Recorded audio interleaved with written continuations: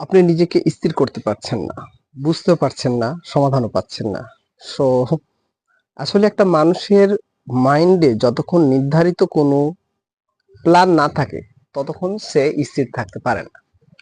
ঠিক আছে? যখন যখন আপনার কাছে একটা প্ল্যান থাকবে যে আমি অমুক একটা বিষয়ে অনেক কিছু জানতে চাই, তখন আপনি স্থির হবেন। কারণ আপনার একটা লাইন থাকবে দৌড়ানোর। সো আপনি যদি নিজেকে নিয়ন্ত্রণ করতে না পারেন, এই কাজ, ওই কাজ ভুল করে ফেলেন, বারবার ঘন, ঘন ভুল করেন। সো কোনো একটা সাবজেক্ট সিলেক্ট করে সেই বিষয়ের উপর জানতে থাকুন।